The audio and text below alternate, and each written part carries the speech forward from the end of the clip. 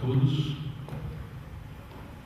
numeroso público presente, nessa gélida tarde, não é, de setembro.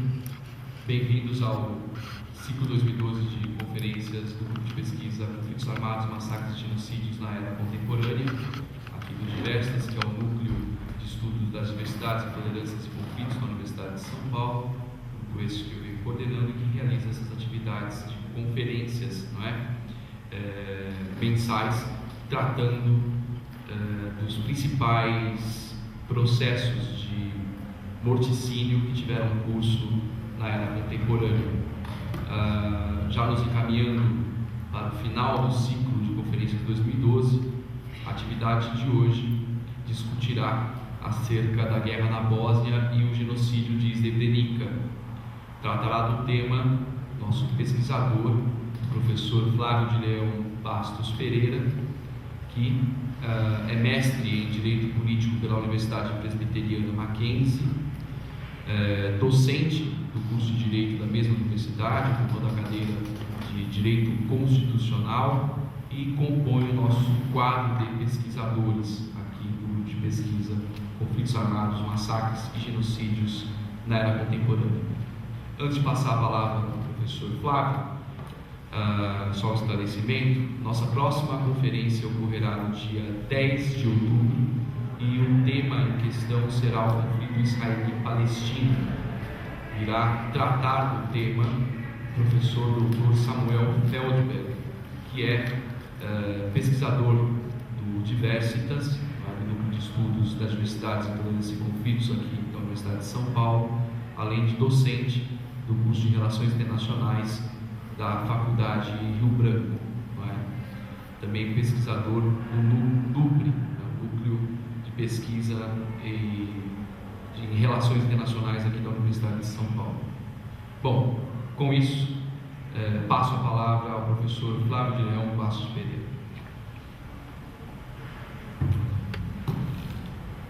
Obrigado, professor Rodrigo. Agradeço a presença dos meus colegas pesquisadores aqui hoje, nessa data, apesar do frio, como ressaltou o professor, para falar de um tema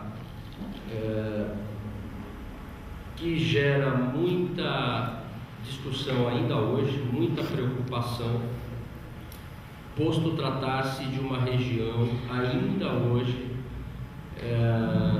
com seus ódios antigos, latentes, e que requer muito cuidado, muita observação das entidades internacionais, e objeto interessante para a nossa pesquisa, para o nosso estudo aqui no grupo.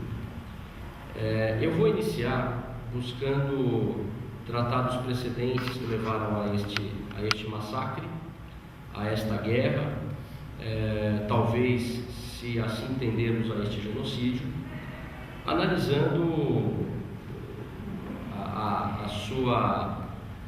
as raízes desse conflito. Inicialmente eu localizo aí os Balcãs, próximo, fazendo costa ali com o Mar Adriático, próximo à Itália, enfim, no coração da Europa. Uma região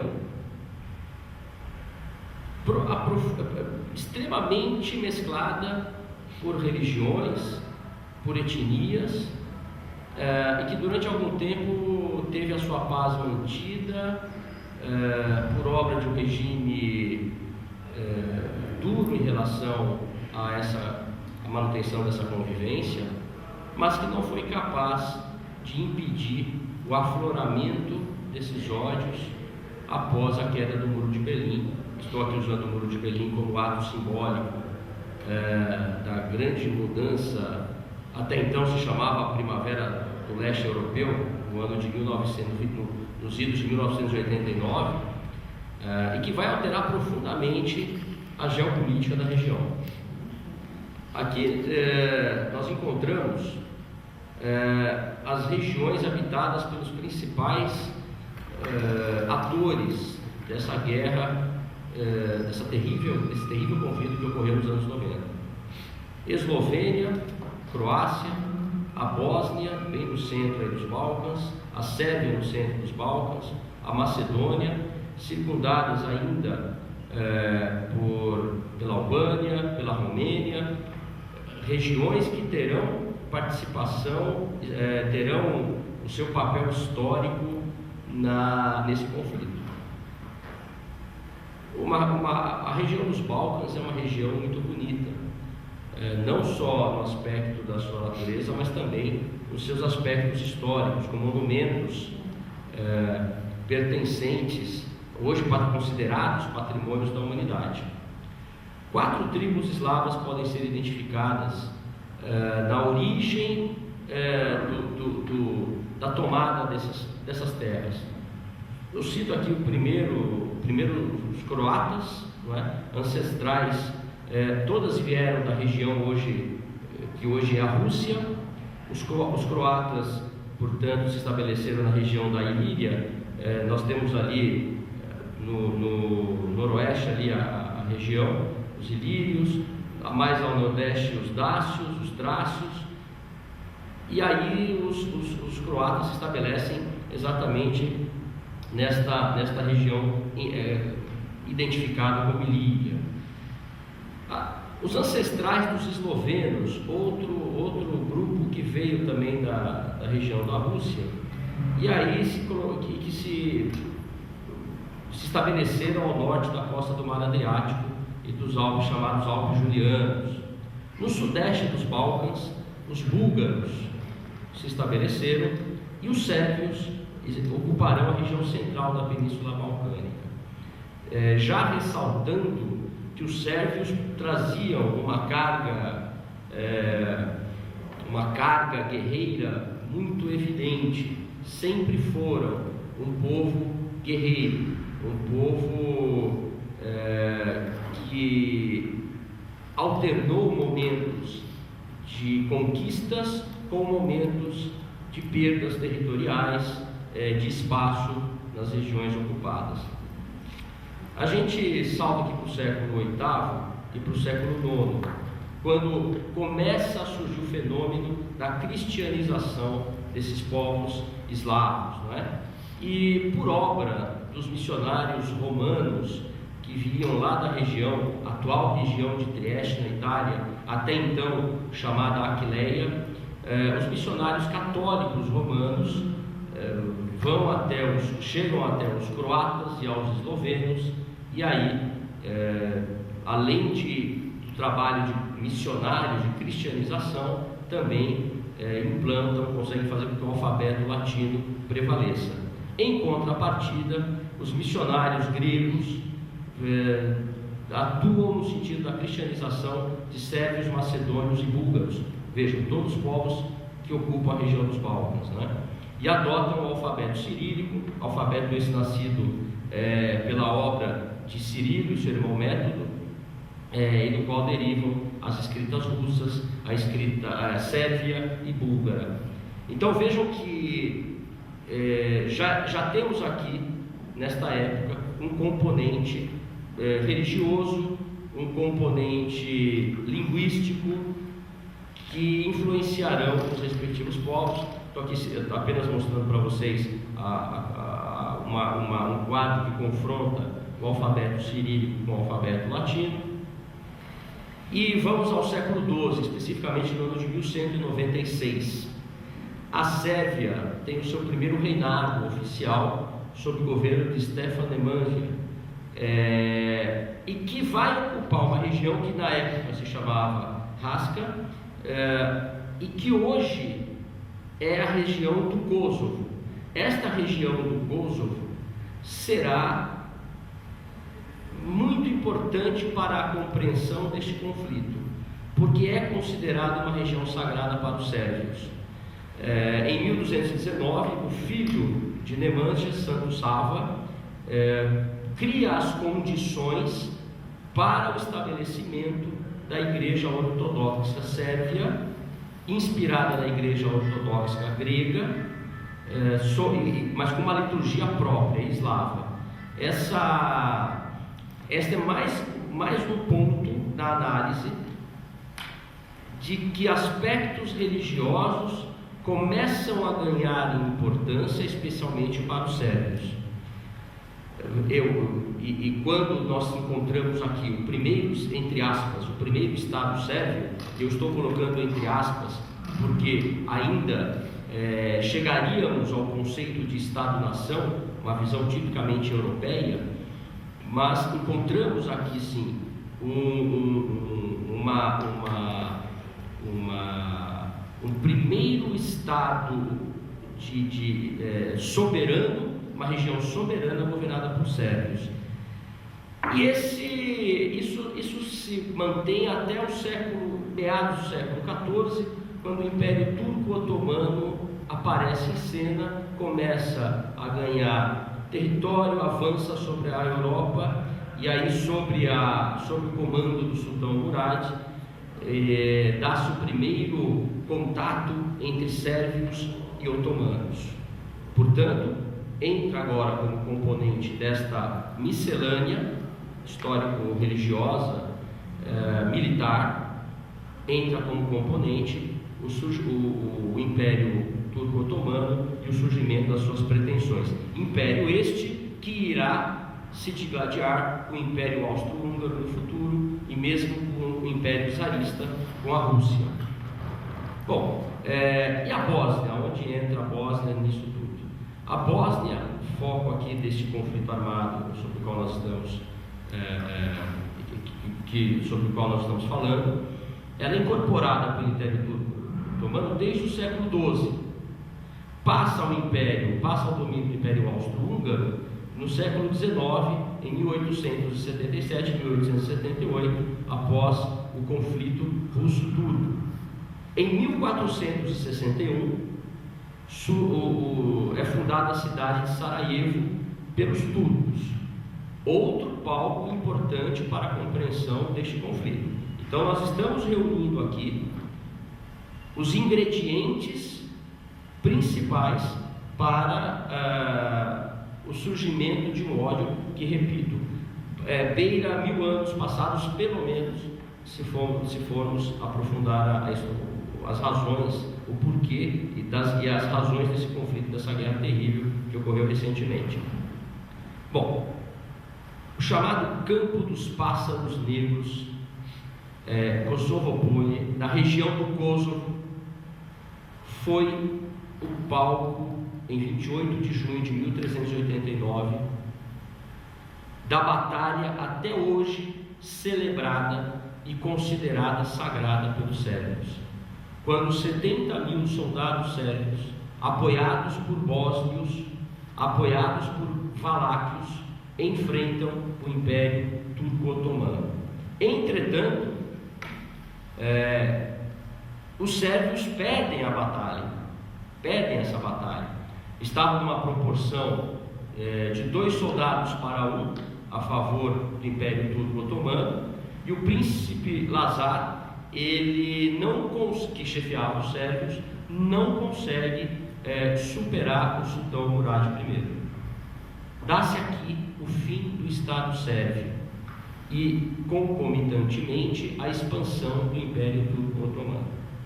Portanto, até hoje, como eu disse há pouco, os sérvios celebram esta batalha, apesar da derrota, como um momento sagrado na sua história. E é verificado no dia da chegada do general Ratko Mladic a Srebrenica. O general cita para as câmeras, isso é gravado, isso foi gravado, foi apresentado no Tribunal Penal Internacional, cita para as câmeras que naquela data ele entregaria Srebrenica à nação sérvia, celebrando uma data sagrada e mais, se vingando dos turcos por conta desta batalha ocorrida no século XIV. Dá-se o fim do Estado sérvio, como eu disse, e a ampliação dos domínios do Império Turco-Otomano, inclusive sobre Grécia, Bulgária, Romênia, Albânia e Constantinopla, que depois se tornará, a gente sabe disso, a capital do Império. Aqui eu estou apresentando para vocês o mapa de Constantinopla durante o Império Bizantino. E qual é a consequência principal dessa ocorrência? O êxodo dos sérvios para o norte dos Balcãs.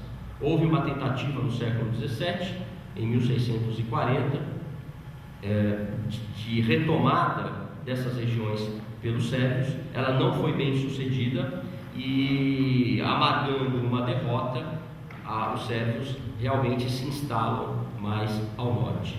E aqui também começa um processo de conversão ao islamismo de outras populações que já viviam nos locais. Por exemplo, os albaneses já ocupavam o Kosovo nessa época, aquele mesmo palco da Batalha de Kosovo-Polje, e já então passavam a professar a religião muçulmana, assim como vai ocorrer com os bósnios também. Aqui é uma imagem hoje do campo onde se deu a Batalha de Kosovo-Polje. Nós vemos aí na imagem um monumento sérvio em homenagem àqueles que lá tombaram. Na verdade, foi uma carnificina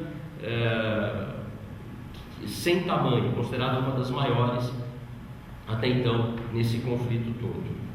No século XVIII, o Império Turco-Otomano começa a enfrentar o Império rival, o Império Austro-Húngaro, na tomada, na luta por territórios.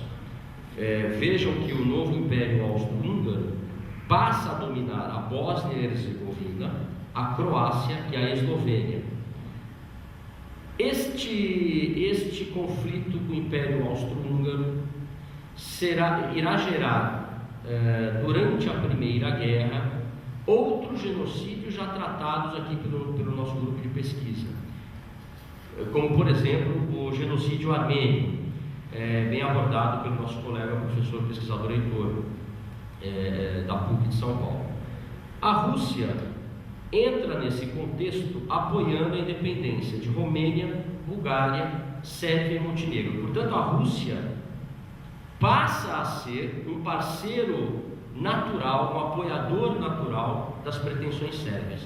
Mas exatamente por este traço guerreiro dos sérvios, eles também são utilizados como massa de manobra pelo Império Austro-Húngaro, com promessas de mais territórios, com promessas de ampliação dos seus domínios e manutenção desses mesmos domínios.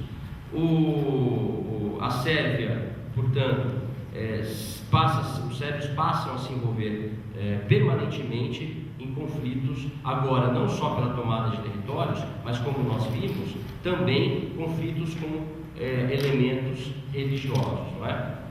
E aí, a Sérvia, chegamos ao século XX, nas primeiras guerras balcânicas, ocorridas em 1912 e 1913, quando a Sérvia retoma dos otomanos os territórios da Macedônia, do Kosovo e também o território de Montenegro.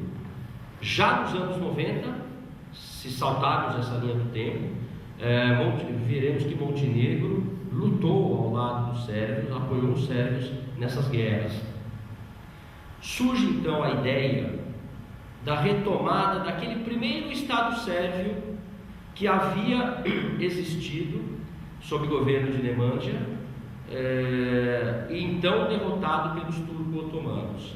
Daí a ideia, também passada de geração em geração, de que seria necessária não só um processo de reconstrução desse Estado sérvio, mas de vingança contra os turco-otomanos. Surge um projeto chamado, coloquei aí, da Grande Sérvia, um discurso muito comum nos processos genocidários ocorridos ao longo do século XX. O pan-germanismo, o pan-arabismo, a Grande Sérvia, sempre o espírito nacionalista presente nestes projetos que chegam normalmente, não me arrisco aqui a dizer sempre, mas normalmente em grandes massacres ou em grandes genocídios. Pois bem, os sérvios, então, nessas primeiras guerras balcânicas, 1912 e 1913, já começam a atuar por um viés de limpeza étnica. 5.000 albaneses são assassinados na região do Kosovo. Lembro aqui que Kosovo já era habitado pelos albaneses, na sua maioria, albaneses de religião, professores da religião islâmica. Um ano depois tem início a Primeira Guerra Mundial. E onde começa a Primeira Guerra Mundial? Exatamente por um fato célebre ocorrido em Sarajevo, palco do maior cerco militar da história moderna, já que em Sarajevo foi assassinado o arquiduque Francisco Ferdinando e sua esposa grávida na Ponte Latina. E o assassino, que se chamava Gavrilo Princip, era um nacionalista sérvio. Portanto, o nacionalista sérvio mata, tira a vida do arquiduque Francisco Ferdinando, levantando a ira do Império Austro-Húngaro contra os sérvios. E quem era o apoiador natural da Sérvia? Era a Rússia. Tem início aí, então, a Primeira Guerra Mundial. Os sérvios se colocam ao lado dos aliados franceses, ingleses e norte-americanos. A Sérvia, portanto, com a vitória desses aliados ao término da Primeira Guerra Mundial, ganha novos domínios e passa a ter mais influência ainda sobre os Balcãs. Então, outro fator, não era apenas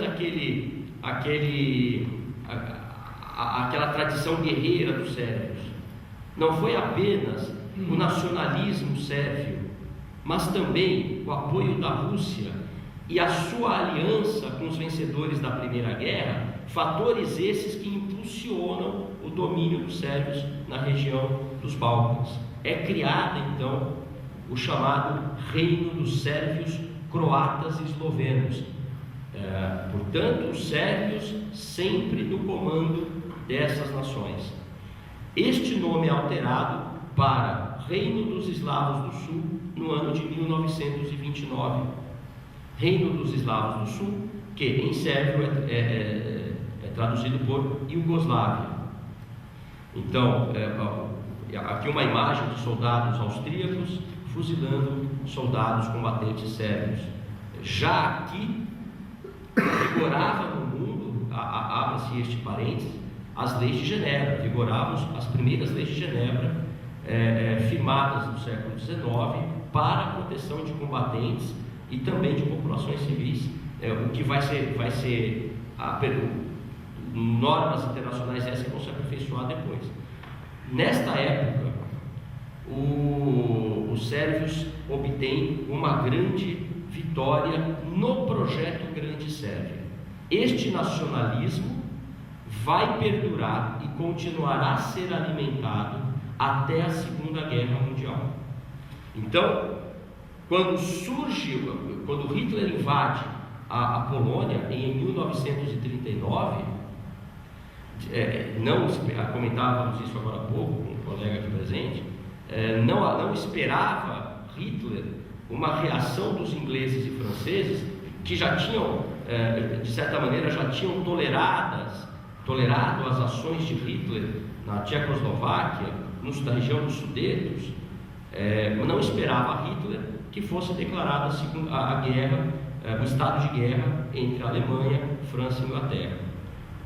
Quando isso ocorre, os croatas que já eram de religião católica, lembro aqui a influência dos missionários romanos que nós citamos há pouco, colocam-se ao lado do eixo. Os croatas não viam com simpatia o domínio russo, stalinista.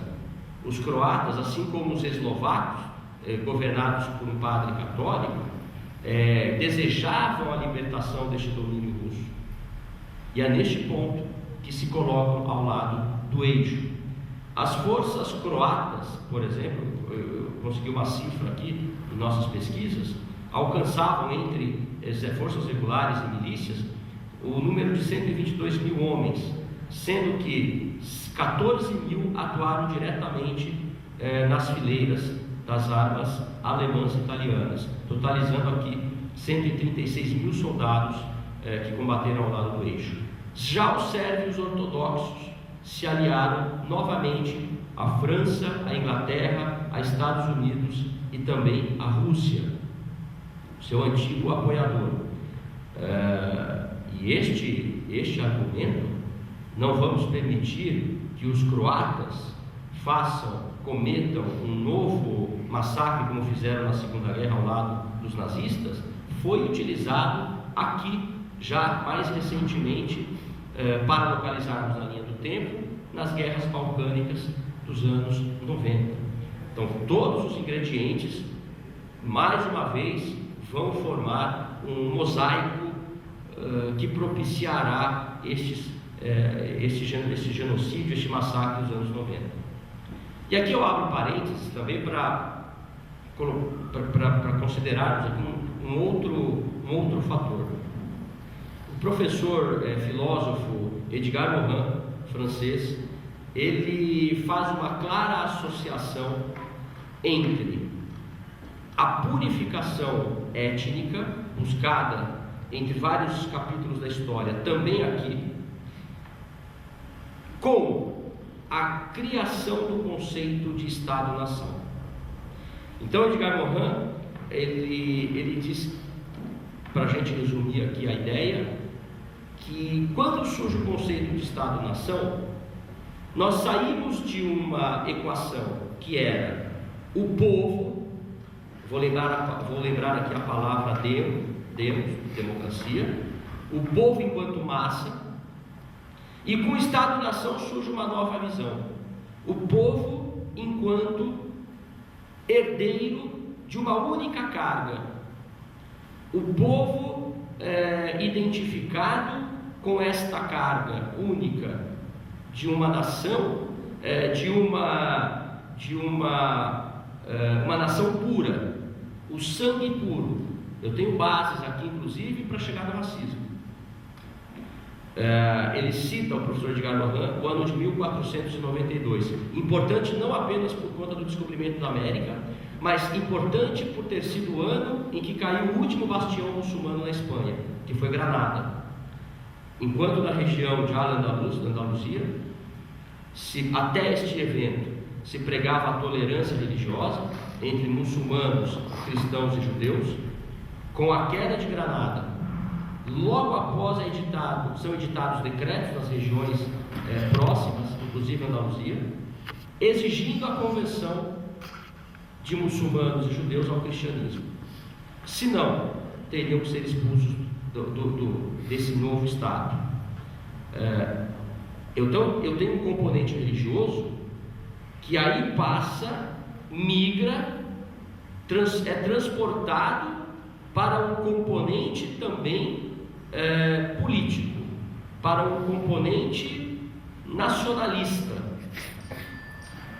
Tanto é que, além da religião, nesta mesma época, os muçulmanos, homens, são expulsos do país em embarcações para o norte da África.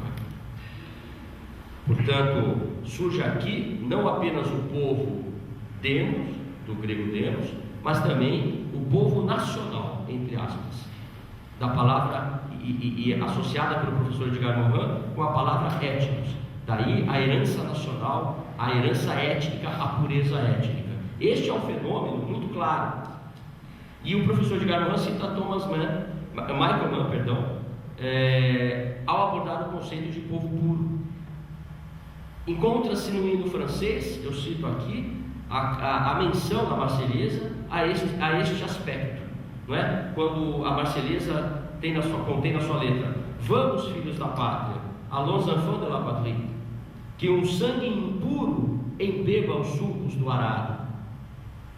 O povo ele é mencionado enquanto a primeira pessoa do singular. Veja a Constituição norte-americana: we the people, nós o povo. Então este é um conceito que surge com o Estado-nação e que vai fomentar a busca pela purificação étnica, e que nós encontramos em vários dos grandes genocídios aqui já tratados, mas também tratados verificado, presente, na guerra da Bósnia e no genocídio de Srebrenica mais particularmente. Portanto, uma influência que vai fomentar o ódio entre esses povos, que durante algum tempo permaneceu convivendo, claro, sob os pulsos, sob mão de ferro do regime de Tito. Eu cito aqui um trecho do professor Edgar Morin. O século XX tornou possível uma medida da barbárie produzida pela ideia de nação, quando fundada na busca da purificação étnica. Esse caráter pluriétnico, essa mistura de culturas, que parece para todos um traço positivo do Império Otomano, porque o Império Otomano não exigia a conversão, revelou-se desastroso após o seu desmantelamento, e especificamente na Guerra da Bósnia foi desastroso. E aí o croata Josip Broz, codinome Tito, Marechal Tito, o famoso Marechal Tito, é quem, após a Segunda Guerra e com a Constituição de 1946 da Iugoslávia, baseada e inspirada na Constituição Soviética, cria uma federação, a Federação Iugoslava. E era possível ao cidadão, ao declarar a sua nacionalidade, manter a herança dos seus antepassados, croata, sérvio, bósnio, mas era possível também aos filhos de casamentos miscigenados adotar a cidadania iugoslava, pura e simplesmente. Uma das sobreviventes da Guerra da Bósnia, de Sarajevo, inclusive, vive hoje nos Estados Unidos, eu não me recordo o nome dela, é uma cineasta hoje. Ela dizia, num dos seus depoimentos, até então vivíamos, eu não sabia quem era bósnio, quem era sérvio ou quem era croata. Vivíamos uma nova geração, evidentemente. Vivíamos em paz, casávamos com pessoas de outras etnias e religiões. E o Marechal Tito mantém esta federação até a sua morte em 1980. Em 28 de junho de 1948, Tito rompeu com a União Soviética, criando o Bloco dos Não Alinhados. Ele não permitia a influência mais da União Soviética. Aqui o Marechal Tito, conhecido, e com a morte de Tito, portanto, uma nova realidade surgirá. Ressurgirão, será reacendido o ódio mútuo entre esses povos, por aspectos religiosos, mas também por aspectos políticos, motivados pela criação de uma grande Sérvia, motivados pela vontade de regiões independentes. Os croatas buscavam sua independência também. A Sérvia, imediatamente após a morte de Tito, anula a autonomia da região do Kosovo e de Vojvodina, que eram regiões autônomas, um status específico concebido pelo Marechal Tito. Tais regiões passam, então, uma após a outra, a declarar a sua independência. A Eslovênia, em primeiro lugar, no dia 25 de junho de 1991. A Eslovênia sofreu uma resistência militar dos sérvios que durou 10 dias. Foi conhecida como a Guerra dos 10 Dias. Mas logo os sérvios, por não entenderem na Eslovênia, não enxergarem na Eslovênia uma região tão estratégica, priorizaram as outras regiões. Quero lembrar também que Montenegro, uma das regiões mais pobres, não sofreu qualquer tipo de represália militar dos sérvios. A Croácia, em segundo lugar, logo após a Eslovênia, declarou sua independência, assim como a Macedônia e depois a Bósnia e Herzegovina. Em relação à Bósnia, tema aqui da nossa pesquisa, dessas conclusões, apenas para termos uma noção cronológica, no dia 6 de abril de 1991, os sérvios iniciaram o cerco a Sarajevo. Ainda não tínhamos aqui a declaração de independência da Bósnia. A declaração de independência se dá no dia 15 de outubro de 1991. Com essa declaração de independência, a região já em ebulição, o barril de pólvoras prestes a explodir, vem uma exigência da União Europeia. Só reconheceremos a Bósnia e Herzegovina como país soberano e independente se for realizado um plebiscito. Este plebiscito é realizado no dia 28 de fevereiro de 1992 o povo bósnio aprova a sua independência, a ratificação pelo parlamento bósnio se dá no dia seguinte, 29 de fevereiro de 1992, e a declaração oficial de independência ocorre no dia 3 de março de 1992. A ONU, as Nações Unidas, recebem em seu seio, recebem na comunidade internacional, como membro da comunidade internacional e soberano, a Bósnia no dia 6 de abril de 92, exatamente um ano após o início do cerco a Sarajevo. O cerco a Sarajevo se mostrará não apenas cruel, mas se mostrará especialmente longo. Como eu disse no início da apresentação,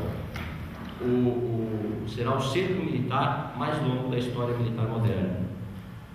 E aí, motivados pela pretensão da construção da Grande Sérvia, motivados pela ideia de purificação étnica, que tem nas palavras do professor Edgar Morin, que nós já aqui lembramos, uma das causas do seu nacionalismo, surge o racismo sérvio, a ideia de pureza do sangue.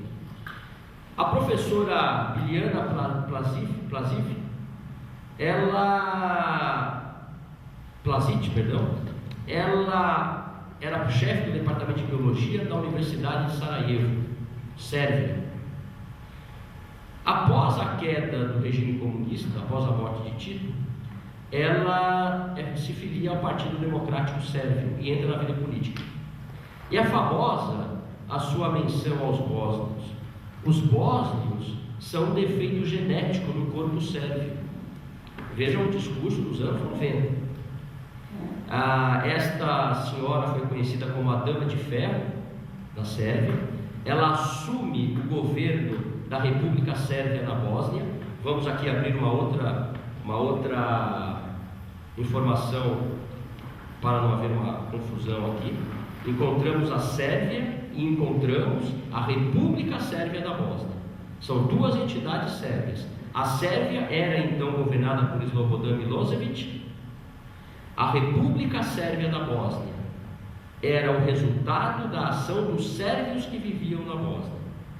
Pois bem, ela é condenada acusada de genocídio e crimes contra a humanidade no Tribunal Internacional para a Ex-Yugoslávia a 11 anos de prisão. Cumpre 6 anos na Suécia, e é então libertada.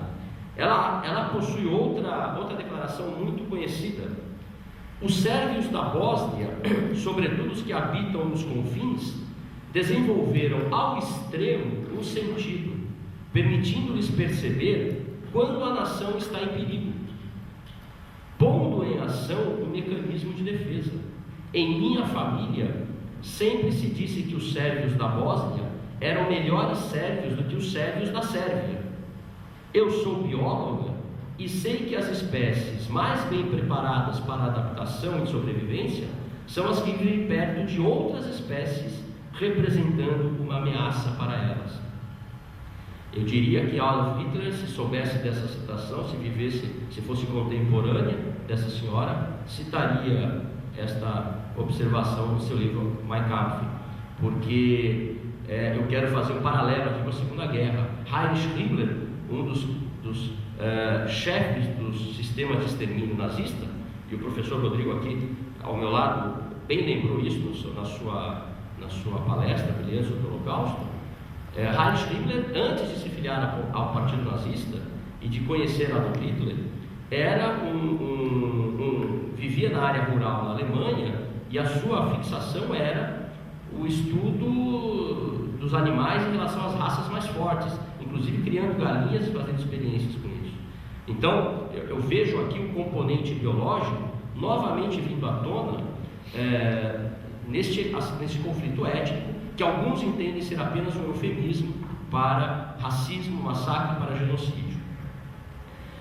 Quando a Bósnia declara a sua independência, declaração oficial de 3 de março de 92, imediatamente tem início os combates. Surge aqui uma outra estratégia do então líder da Sérvia, do país soberano Sérvia, não da República Sérvia da Bósnia, Slobodan Milošević. Os sérvios herdaram toda a estrutura do exército iugoslavo. O exército iugoslavo passa a se chamar Exército da República Sérvia, ERS. Aliás, perdão, o exército da Iugoslávia passa a se chamar Exército Federal da Iugoslávia, JFA, e herda todo o aparato bélico.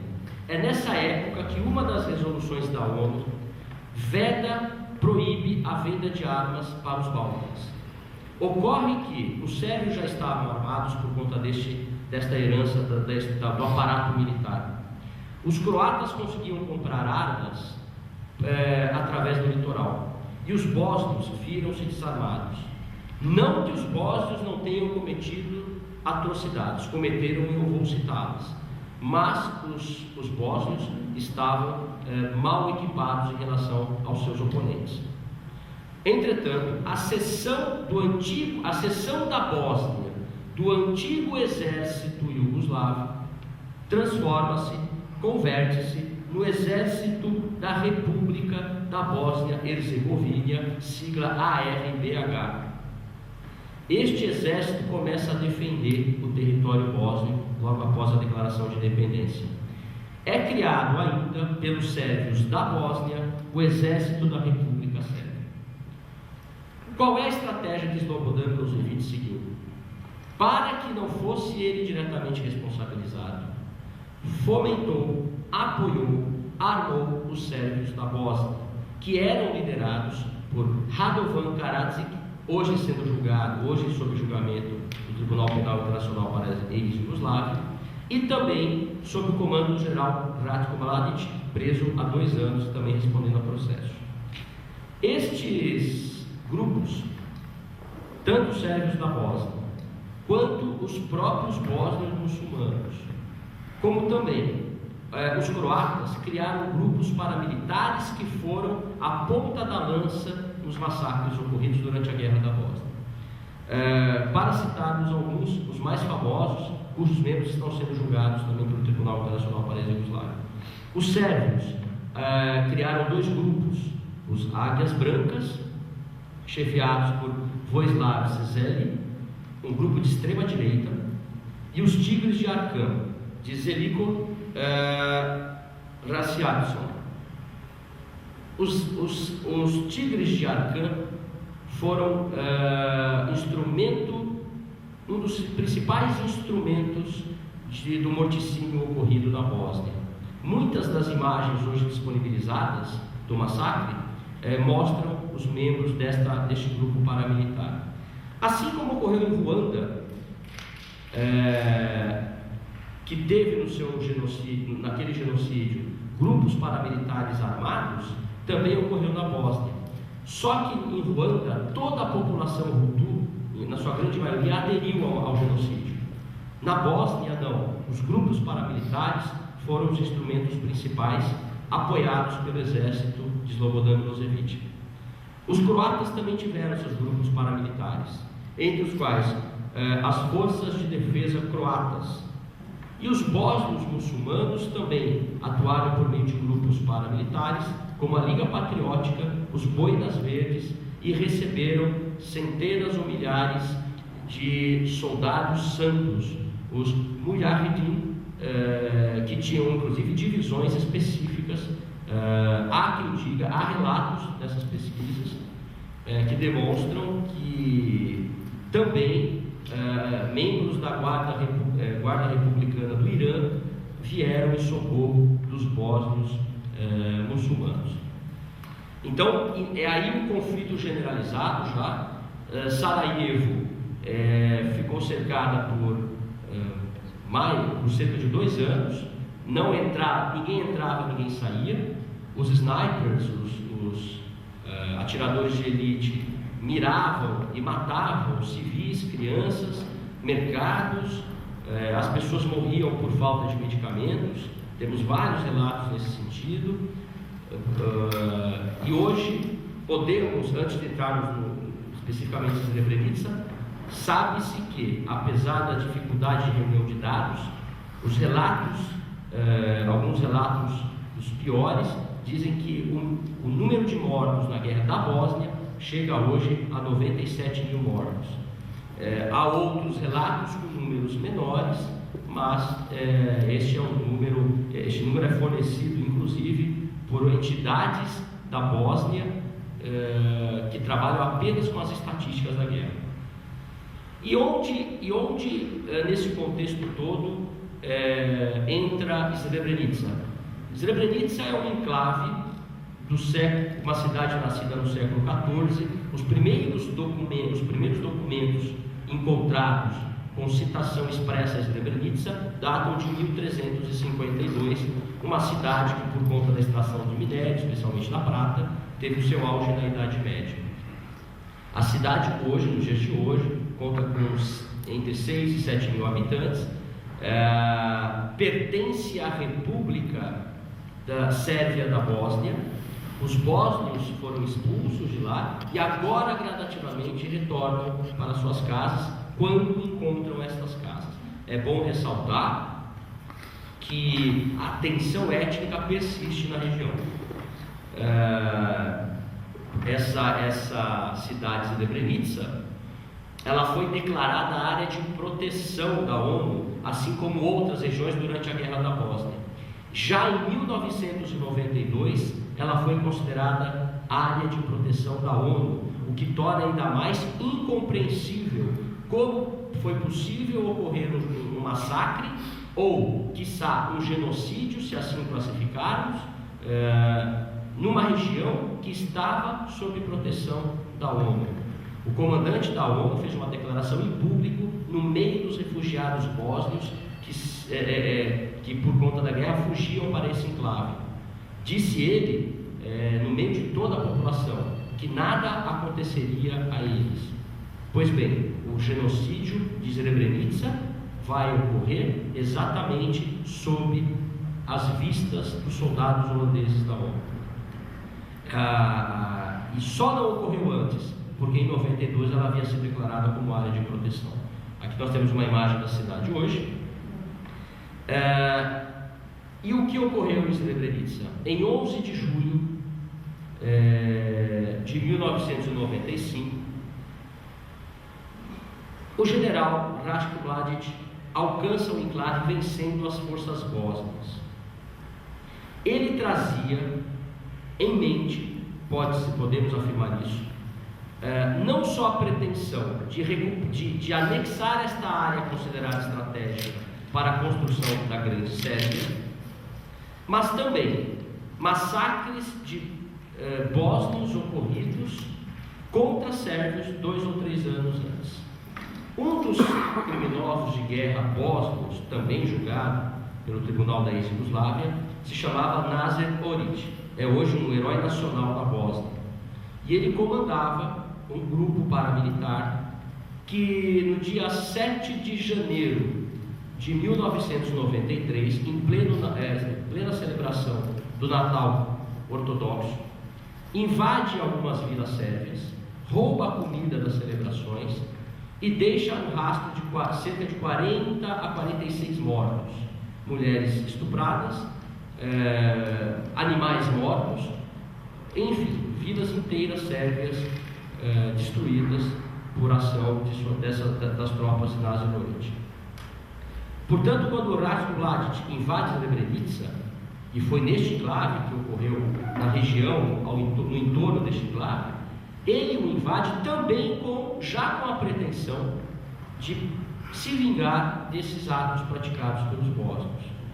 Repito, em termos proporcionais, os bósnios foram as maiores vítimas desta guerra, mas também não deixaram de cometer os seus crimes. Quando isso ocorre, Ratko Mladic chega ao enclave de Srebrenica, já derrotadas as forças bósnias. Ratko Mladic pressiona as forças da ONU lá presentes. Nós sabemos que a característica das missões de manutenção de paz, dos peacekeepers das Nações Unidas, é exatamente uma delas: um dos elementos, a imparcialidade. A ONU não pode se envolver nos conflitos. Podemos até dizer que numa fase final a ONU se envolve neste conflito. Tanto é que a OTAN bombardeia os sérvios. Porém, naquele momento, por um erro de avaliação da ONU, como ocorrera um ano antes em Ruanda, a ONU está mal equipada, a ONU está em número menor em termos de soldados e é cercada pelas tropas sérvias. Há filmagens disponíveis hoje, inclusive na internet, da reunião e das conversas de Ratko Mladic com o comandante da ONU. Há a reunião de Ratko Mladic com os líderes sérvios, com os líderes bósnios, já sob proteção da ONU, com a participação da ONU, dando um ultimato: entreguem os seus líderes, as suas armas, e disse Ratko Mladic: e nós deixaremos vocês partirem, nós queremos apenas que vocês parem. Depois de horas de reunião, e Ratko Mladic diz isso na filmagem, no documentário, no documento que existe hoje disponível: se vocês não quiserem ser destruídos. Vários ônibus são disponibilizados. Quando as famílias bósnias, sob proteção da ONU, são levadas aos ônibus, os homens, a partir dos 12 anos, são separados. Sobem apenas mulheres e crianças. Ratko Mladic entra nos ônibus para se despedir e desejar boa viagem. E os homens, todos, são levados para as montanhas no entorno de Srebrenica. Vários fogem para as matas, mas todas as estradas já estavam cercadas pelas tropas sérvias, o que deixa claro que o genocídio estava planejado.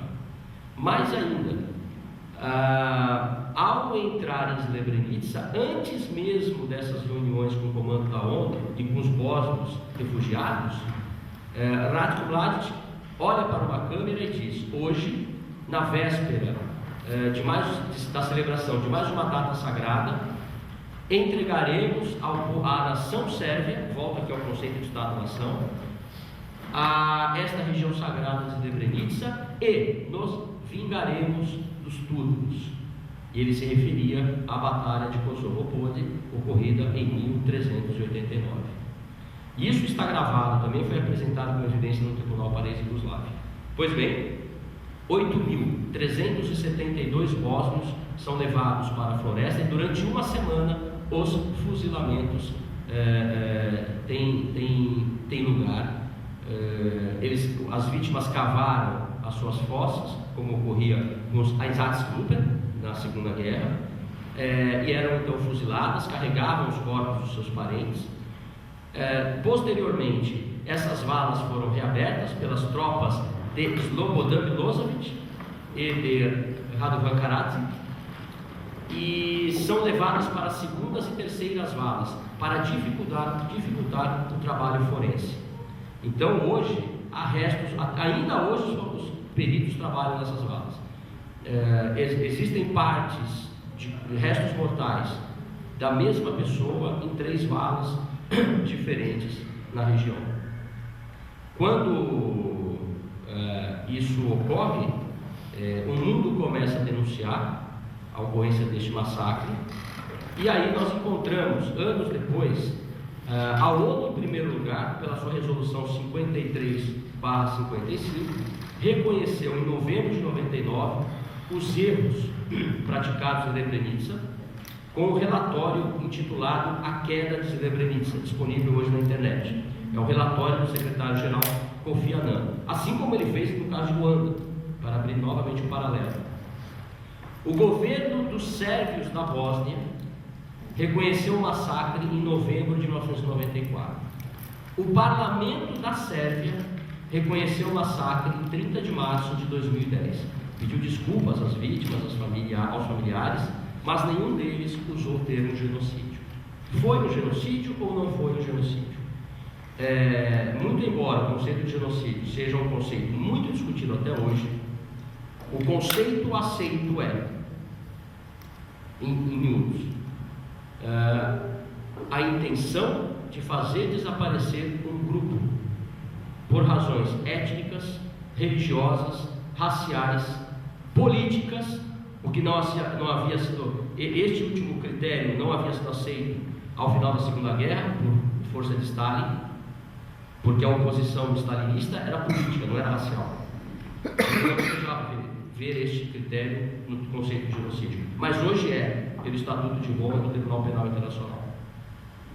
Então, a mim parece que o conceito de genocídio, embora haja opiniões contrárias, se aplica bem também à Srebrenica, que compôs todo um sistema orquestrado para a limpeza étnica, para a destruição, se fosse necessário, dos bósnios muçulmanos. Pois bem, diante de tantos massacres, entre outros ocorridos dessas guerras balcânicas, como por exemplo o massacre de Vukovar em relação aos croatas, o presidente norte-americano, o então presidente norte-americano Bill Clinton, decide por meio da OTAN bombardear as forças sérvias. As tropas bósnias, jamais equipadas, juntamente com as tropas croatas, chegam às portas de Banja Luka, que é a capital espiritual e de fato dos sérvios que vivem na Bósnia. Foi neste momento em que os sérvios decidem sentar na mesa de negociação, firmando o Acordo de Dayton, assinado em dezembro de 1999 em Paris, e pondo fim a este conflito terrível que deixou marcas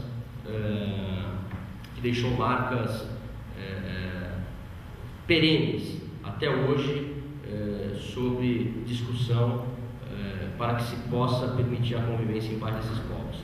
Eu coloquei aqui uma classificação de um autor estrangeiro, citado por Jacques Semelan, na sua obra O Uso Político dos Massacres e Genocídios.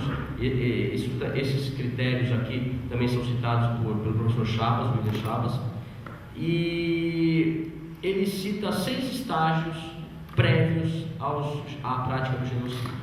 A classificação, eu quero lembrar que listas eram publicadas com nomes de membros de outras etnias, tanto em Ruanda quanto na Bósnia, quanto na Alemanha nazista, etc.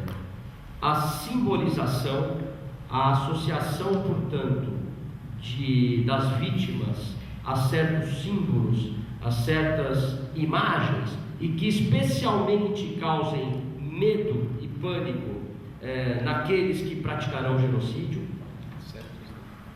Aí vem, o professor Rodrigo está aqui a associação com insetos, aí vem a desumanização. É mais fácil assassinar, matar um inseto do que um ser humano. Os Hutus chamavam os Tutsis de barata, Nyenzi. Os judeus eram associados a ratos.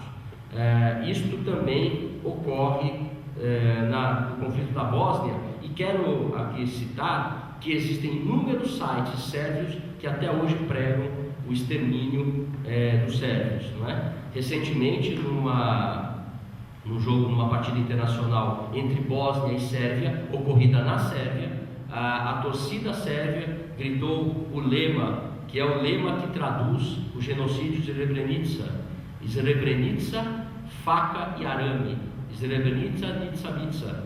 E esta frase hoje é o hino daqueles que praticaram o genocídio. Organização, nós tivemos a organização tanto fomentada por Slobodan Milosevic quanto por Radovan Karadzic, pela governante da Sérvia da Bosniana, que nós vimos aqui, cujas frases nós vimos, as citações dela. Enfim, ônibus que levaram os homens, as mulheres e as crianças, e os homens a partir de 12 anos para as matas no entorno de Srebrenica, o cerco a Sarajevo, enfim. A polarização, portanto, partes opostas movidas pelo ódio mútuo, e a preparação para o genocídio. Vamos lembrar aqui que Ruanda, o exército ruandês dominado por Hutus, comprou milhares de facões da China, granadas, armas, da mesma forma que os sérvios foram armados por nações que os apoiaram, e os sérvios da Bósnia especificamente foram armados por Slobodan Milosevic.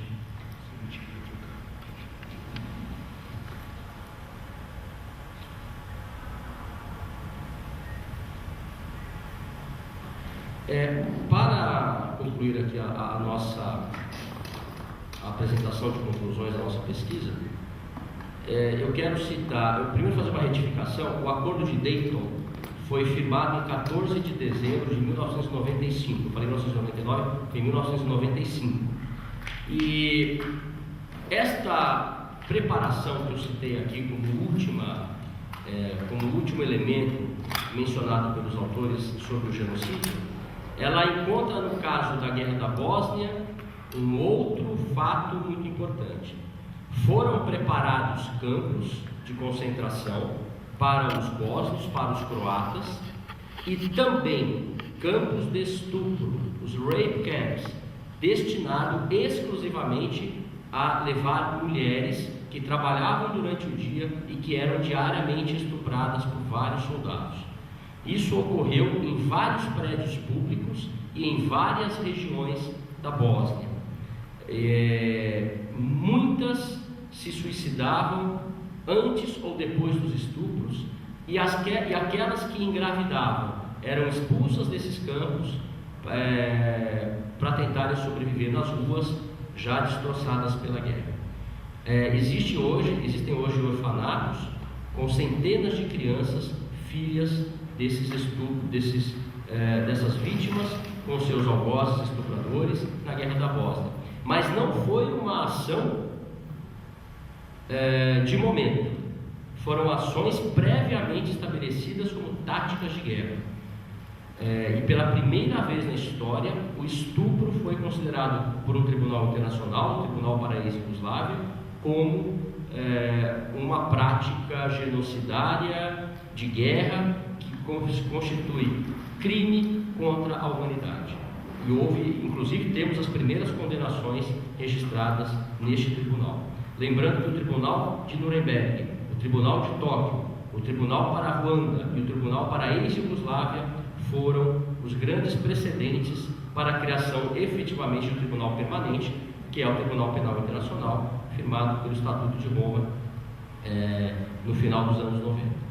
Eu concluo aqui as minhas colocações, fico aberto a perguntas, dúvidas, num tema que é tão complexo e tão pouco conhecido entre nossos pares aqui no Brasil. Muito obrigado.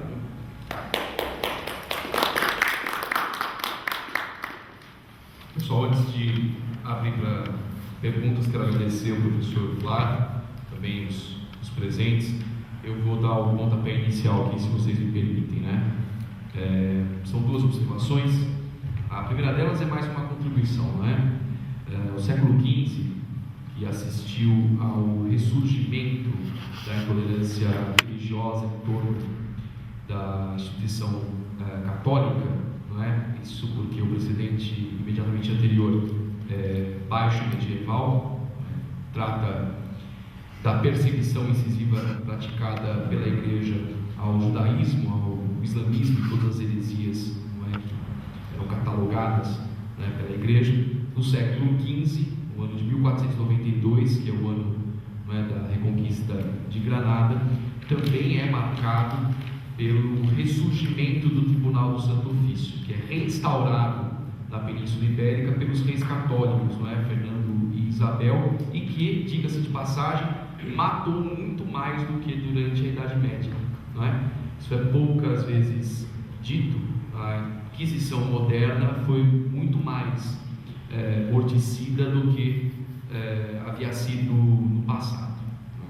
Bom, isso é mais uma contribuição, como eu havia dito. Agora, o questionamento que eu levanto para o professor Flávio sobre as relações entre o fenômeno do nacionalismo e o advento do racismo científico, não é, que foi aqui referido. Bom, nós sabemos, em primeiro lugar, a partir da leitura muito mais do Erich Hobsbawm, né, do que do professor Edgar Morin, Erich Hobsbawm, na sua tetralogia, eu refiro aqui dois títulos dessa tetralogia, que são a era do a Era das Revoluções, não é? A Era do Capital. Também um livreto chamado Nações e Nacionalismo, do professor Eric Hobsbawm. O século XIX, que é o século do nacionalismo, ele é precedido por uma era de impérios. Não é? Essa era de impérios que foi aqui referida antecede o século XIX, e o movimento nacionalista do XIX é uma espécie de contra-resposta ao imperialismo, ou seja, a extensão dos grandes impérios por sobre uma gama variada de povos teve como consequência, teve como resposta a reivindicação desses povos pela sua autodeterminação. O século XIX é marcado por 3 fenômenos de larga envergadura, segundo o professor Hobsbawm, que é o nacionalismo, com base nessas reivindicações, associado ao moderno ideal de democracia, não é? E um terceiro movimento que nega os outros dois, que é o socialismo, porque ele não é nacional, ele é internacionalista, né? Mas também de importância incomensurável. Bom, ocorre que o século XIX também é o século do advento do eugenismo, da eugenia, né? Esse racismo de caráter científico e que leva às práticas de eugenia positiva e eugenia negativa. Nós podemos dizer sobre vários aspectos que os morticínios do século XX, aqueles que tiveram um revestimento não só ideológico, mas pseudocientífico, não é? Utilizaram métodos de eugenia negativa. O Holocausto é representativo disso. Ocorre que o racismo científico, ele não tem o seu nascedouro dado no bojo do movimento nacionalista tão somente. Ele foi herdado já do imperialismo, não é? Se nós rastrearmos a origem desse racismo científico, nós chegaremos à Inglaterra, não é? Na forma do Império Britânico, que gestou um arcabouço justificatório em termos ideológicos, que funcionou como doutrina política, não é? Mas com caráter pseudocientífico, que era a eugenia. A eugenia tem o seu berço dado na Inglaterra imperialista, não é? Que usava como justificativa para a extensão dos seus domínios sobre povos primordialmente alocados no sistema periférico, melhor, na periferia do sistema capitalista, validando a sua pretensa superioridade civilizacional. É o tal fardo do homem branco do século XIX que outorgaria para si o desígnio de civilizar a barbárie, tanto africana, não é, quanto asiática. Enquanto nós sabemos, não é, justificativa parecida, mas com conotação religiosa, na forma do Destino Manifesto, no mesmo período, foi usado pelos Estados Unidos para justificar o seu imperialismo com relação à América Latina. Né? Portanto, essa conotação ideológica, política e pseudocientífica, meu questionamento é esse, já não teria sido gestada nos grandes impérios, primordialmente referido aqui à Inglaterra, e teria sido herdada por alguns movimentos nacionalistas. E o interessante para a gente estabelecer, né, esse fio condutor é que o grande problema do século XX não é nem o nacionalismo, é o ultranacionalismo. Não é pura e simplesmente a reivindicação, o movimento reivindicatório de um povo por sua autodeterminação no espaço, mas a convicção de superioridade civilizacional de um povo sobre todos os demais. Não é o caso da Alemanha nazista, não é? É o caso do fascismo italiano, é o caso do franquismo espanhol, do salazarismo português, dentre outros regimes que têm, portanto, esse caráter ultranacionalista. Okay? Bom, para concluir, a relação entre povo e nação, ela refere um elan, no meu entendimento, não é? Que é mais de caráter espiritual do que concretamente o pertencimento a uma determinada raça, não é? Entre aspas. Tomemos aqui as palavras de Benedict Anderson, que caracterizou a nação como uma comunidade imaginária.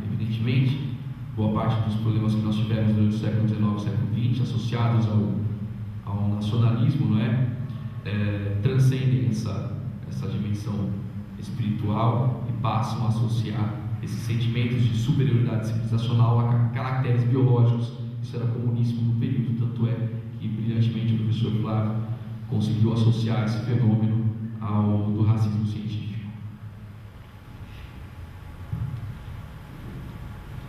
As considerações estão corretas, concordo, gênero, número e grau. O racismo científico é um fenômeno que surge, não diria com tanta certeza se durante ou mais na fase final dos regimes imperiais. A mim parece que já na fase final dos impérios, sob o seguinte discurso que aliviava muito as consciências da época: vamos levar aos povos inferiores a nossa sabedoria, o cristianismo, ou a nossa religião, mas basicamente o cristianismo, e vamos com isso desenvolver um papel, inclusive papel de cunho humanitário. Sabe-se que no século XIX a Conferência de Berlim dividiu a África sem qualquer participação de qualquer nação africana. O professor que falou sobre o genocídio de Ruanda aqui ao mês passado, o professor Waldman, deixou bem claro isso quando abordava a riqueza da cultura africana, inclusive o quão antigas são as estruturas, a infraestrutura de várias nações africanas, muito mais antiga do que europeias, em alguns casos. Deixou claro que foi em Ruanda o berço da civilização humana. Disse: todos nós temos um pé em Ruanda, porque lá surgiram os primeiros seres humanos, na sua escala evolutiva, né? Enfim, a África foi dividida, é um exemplo claro disso, sob a desculpa de se levar a civilização a tais povos. Na verdade, o que se queria eram novos territórios, novos mercados, e a exploração desses povos. A Conferência de Berlim teve a participação dos Estados Unidos, de Portugal, França, Inglaterra, Holanda, Bélgica, enfim, de todas as nações europeias. Portanto, e aí surge a ideia de inferioridade para justificar esta ação interventiva, e esta noção de inferioridade acrescida a outras contribuições. Eu vou lembrar para mim o diplomata Gobineau, que escreveu a história que escreveu sobre a decadência das raças. Ele que viveu no Brasil, era amigo de Pedro II, e que nesse livro registra que as raças humanas estavam no caminho irreversível de decadência, a menos que alguma raça impedisse a mistura com outras raças. E citava os arianos, os alemães como o representante máximo dessa raça ariana, ainda puros. Ele era francês, o seu livro não foi levado a sério na França, mas não foi na Alemanha. Então, este fenômeno contribui para acrescer a ideia de Estado-nação àquela ideia de pureza, e que nos levará às consequências que até hoje se fazem sentir. E hoje, ainda acrescidas a crises econômicas. A crise econômica leva fatalmente à xenofobia, à aversão ao estrangeiro. Na mitologia já se estudava isso, quando a primeira lei de Zeus, a lei de Xenos, que deu origem à palavra xeno, no grego, o estrangeiro, dizia: para evitar a guerra é preciso receber bem o estrangeiro, porque aí você será bem recebido no estrangeiro. Isso era uma lei de Zeus, mitologia, ensinamento antigo, mas que até hoje, como vimos, parece que não foi devidamente absorvido. Então perguntas da nossa imensa plateia. Os alunos do professor Flávio têm a obrigação de fazer perguntas. Os alunos do professor Rodrigo também. Os pesquisadores do grupo também. Eu quero fazer um comentário, tá?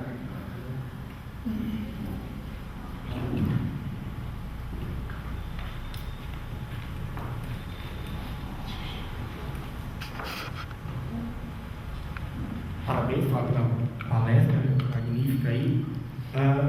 Quando você falou da questão da xenofobia, essa questão da aversão ao estrangeiro, né?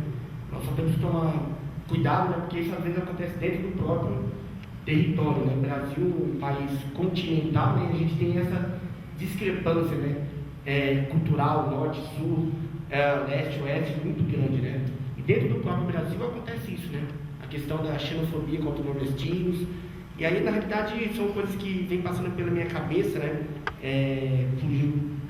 Não fugindo do contexto da sua palestra, mas contextualizando, né, com o que a gente está percebendo aí atualmente com as questões religiosas, né, nas disputas eleitorais da Prefeitura de São Paulo, né, onde nós temos as questões católicas, os evangélicos, né, inclusive eu vim para cá, na Folha de São Paulo, o Celso Russomano, que é o candidato que está na frente, não vai sair mais na rua, né, para não ter mais contato com o povo, porque ele não quer ser questionado sobre a questão da proximidade com determinada sigla religiosa, vamos colocar assim, para não inferir o ego de ninguém, né? Então isso me preocupa, né? Eu fico tentando analisar como que vai ser isso daqui a uma década, 2 décadas. Preocupa talvez os conflitos por causa dessas questões, né? A Igreja Católica, sabemos que cada vez mais perdendo fiéis no Brasil, as igrejas evangélicas já dados que daqui a 10 anos elas vão dobrar novamente o número de fiéis. Então são coisas que preocupam, né? Eu mesmo já vi anúncios de emprego, anúncios para se alugar uma casa. Você tem que pertencer a determinada religião. Se você não tiver esse cartão de visita, parece que você está excluído, né? Então, do mesmo jeito que você colocou algumas diferenças étnicas que levaram a esse conflito, são coisas que me preocupam, né?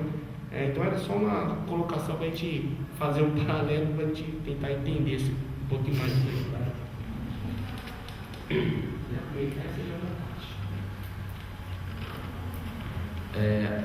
Obrigado, professor André, pela observação. Eu queria exatamente comentar este ponto, já que estamos verificando na campanha eleitoral em curso a proposital mistura da religião com temas políticos. Isto é errado. Primeiro, porque afasta a análise dos reais problemas que devem ser debatidos numa campanha. Segundo, porque exclui dos destinatários da mensagem aqueles que, por exemplo, têm todo o direito de serem ateus, agnósticos, ou de não pertencerem à religião. E joga a possibilidade de que plataformas de governo tenham a sua execução e a condução desses mesmos governos baseados em princípios sectaristas. Isso é muito grave. Mesmo antes da campanha já se vê com uma certa preocupação nisso. Então, o Brasil firmou há poucos anos mais uma concordata com o Vaticano. Concordata é tratado internacional entre um país e o Estado do Vaticano, que tratava do ensino católico em escolas públicas.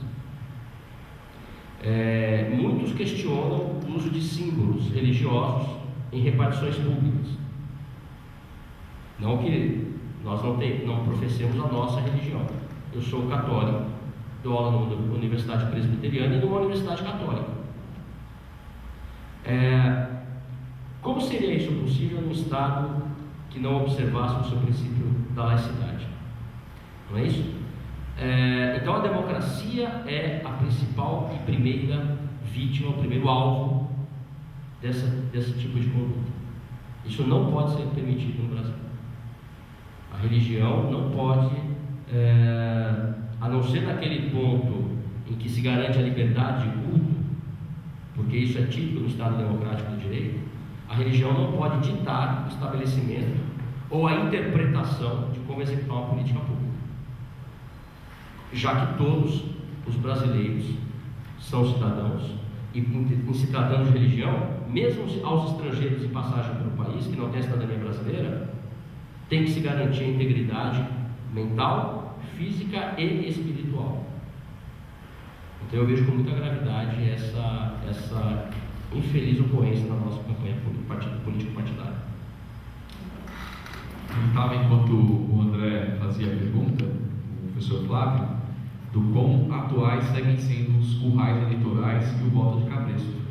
Essa é uma antiga prática da nossa Primeira República que lamentavelmente segue vigente. Nós temos aí candidatos fazendo acordos com lideranças do crime organizado para conseguirem um monopólio da campanha política em determinadas comunidades carentes no Rio de Janeiro, em São Paulo, e garantindo que essas forças paralelas ao Estado impeçam a entrada ali de outros candidatos. Então, o nome disso é curral eleitoral. Inclusive, no noticiário esses dias, a prática de alguns candidatos de trocarem votos por substâncias entorpecentes. Uma estratégia para se conquistar o voto de viciados. Foram presos 2 candidatos por tráfico de entorpecentes, porque estavam trocando votos por drogas. Parece piada, eu adoraria mesmo que fosse. Na verdade, é isso. Vamos lá, a Sidney tem uma pergunta, pode fazer, fica à vontade. Quer fazer daí ou quer? Assim, a dúvida é por que a ONU não interveio na Srebrenica para tentar evitar esse caos que ocorreu? O que parece ter ocorrido, eu colocaria pelo menos 2 fatores aqui: erro de avaliação, o dinamismo de uma situação de guerra, e aqui eu não estou falando apenas de conflito internacional, mas de conflito intrafronteiras. Uma situação como essa, de pré-guerra civil, secessões, essas situações são dotadas de dinamismo, de um dinamismo tal, que é preciso que as forças de paz tenham uma certa flexibilidade para se adaptar a esse dinamismo. Então, uma missão de paz, ela é classificada, existem missões de paz que são classificadas em primeira, segunda, terceira, quarta geração. As missões de primeira geração são aquelas que têm por papel exclusivamente supervisionar o cessar-fogo. Elas evoluíram para missões nas quais, além do cessar-fogo, deve-se garantir a ordem pública e colaborar na reconstrução da infraestrutura do país. Então você não tem apenas militares envolvidos, civis, profissionais de várias áreas. Estabelecer as instituições do país, porque um país sem instituições volta à guerra, ao estado de guerra. Então, no caso de Srebrenica, as forças da ONU presentes não estavam equipadas e dotadas de autonomia, vamos assim dizer, jurídica e militar suficiente para debelar e impedir aquele massacre. Mal equipadas, muitas vezes com armamentos apenas para autodefesa. Então, isso depois foi alterado durante o próprio conflito dos Balcãs, mas naquele momento houve este erro de avaliação. O segundo ponto que eu colocaria é simplesmente a falta de vontade política. Não há, nenhum país tem vontade de se envolver numa intervenção armada diretamente hoje em dia.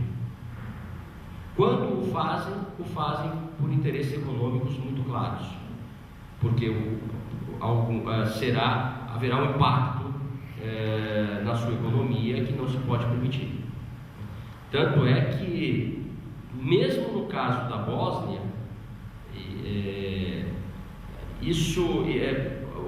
dizem alguns estudiosos que isso levou muito tempo para ocorrer, porque os ataques dos bombardeios da OTAN só ocorreram no final do conflito, exatamente porque naquela região não havia não havia postos de petróleo, por exemplo, nenhum interesse econômico. Ainda que, no caso das guerras balcânicas dos anos 90, ocorreu, porque em Ruanda nunca houve qualquer bombardeio. Pelo contrário, quem cessou o genocídio de Ruanda foi a Frente Patriótica Holandesa. Não foi a ONU, não foi a comunidade internacional. Por isso nós temos mais de 1 milhão de mortos em 3 meses em um ano. No caso da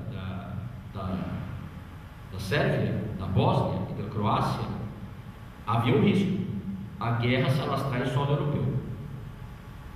Então, por isso, houve uma intervenção também, né? Mas foi um erro de avaliação e falta de vontade política.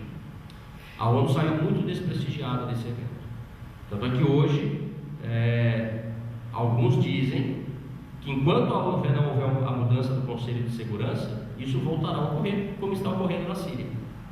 Não é possível que um Conselho de Segurança que tem uma estrutura baseada nas circunstâncias pós-Segunda Guerra ainda se mantenha, com poder de veto para a Rússia, China, Estados Unidos, Inglaterra e França. É preciso renovar esse Conselho de Segurança.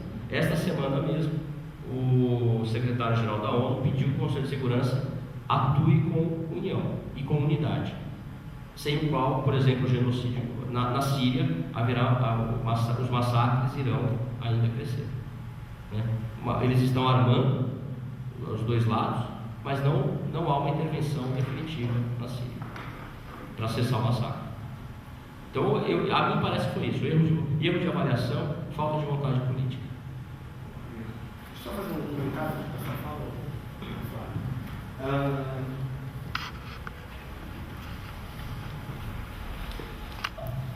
Tá vendo que você já deu palestra para o pessoal que vai em Missão de Paz no Haiti, né?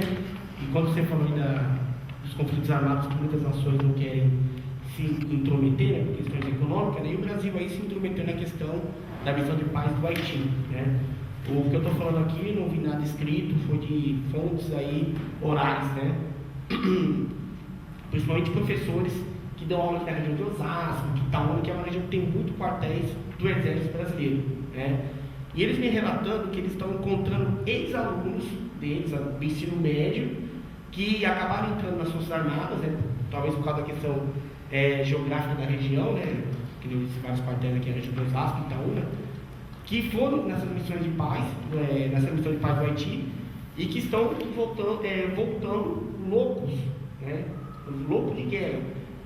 Eu vi uma pequena reportagem uns 2, 3 anos atrás sobre isso, né? Mas depois eu nunca vi mais nada falando sobre isso, né? Então, o que acontece? Na realidade, o interesse do partido no Brasil não é nem o interesse realmente de levar paz, é o interesse econômico, tentando um assento permanente também no Conselho de Segurança da ONU, que é essa modificação que você acabou de dizer, né? Então, o interesse não é paz, é questões políticas, né? E aí é uma questão que a gente depois pretende encaminhar no grupo de estudo, né? Sobre a questão do Haiti, ver como que isso realmente acontece, é uma outra questão que a gente podia se levantar para se debater aqui. Mas é uma coisa que fica meio obscura e não pode passar em branco isso daí.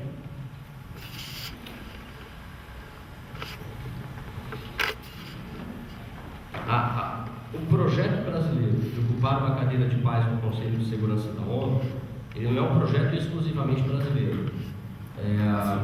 A Alemanha busca um assento e sofre oposição basicamente da Itália, assim como nós sofremos oposição da Argentina. O Japão busca um assento e sofre oposição da China, e assim também a Índia busca um assento e sofre oposição do Paquistão. Algo precisa ser feito no Conselho de Segurança com urgência, e isso é certo.